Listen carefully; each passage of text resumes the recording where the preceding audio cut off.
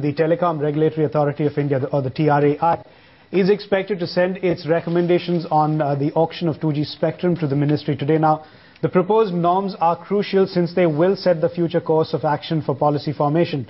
Many decisions related to the issuance of new licenses and spectrum allocation could be influenced by the proposed norms. We've got Gauri Dwivedi joining us from Delhi with a quick update on what to expect.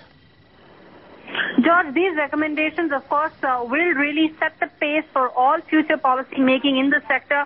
More importantly, they will also decide how really will these 2G auctions take place. Remember, this is the first time that voice airwaves are being proposed to auction in this country. So TRAI will set the format in which the auction should take place, the price at which the bids, the price at which the auctions is expected to begin, the reserve price, so to say. Of course, it will also decide on the quantity of spectrum that should really be put up for auction, and also more importantly, who would be eligible to participate in these auctions, where the companies that lost their licenses, like a Telenor or a Sistema, will be given any special treatment whatsoever, either in terms of a separate auction or in terms of a higher allotment of a block of spectrum.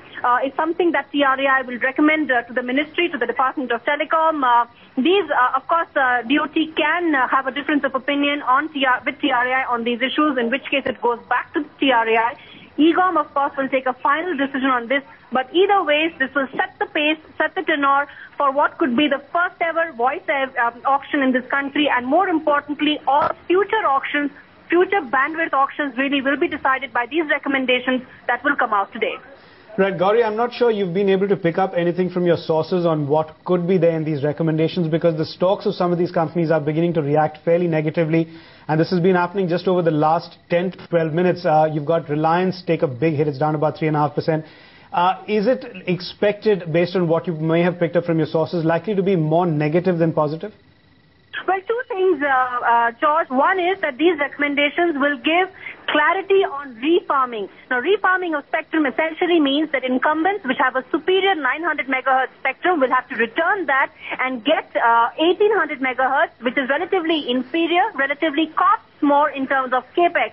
And that, of course, is a huge blow as far as Airtel, Idea, Vodafone is concerned, given the fact that these companies have the superior 900 megahertz airwaves, and that is something that these recommendations will give clarity on. That of course is a huge negative as far as the incumbents are concerned. The other important thing that we're picking up is it's unlikely to be a very cheap auction, in which case whoever wants to participate will have to dish out, will have to spend fairly high as far as airwaves are concerned, and none of these incumbents can afford to not bid. In that case, it will affect the entire industry, given the fact that it's likely to be an expensive auction.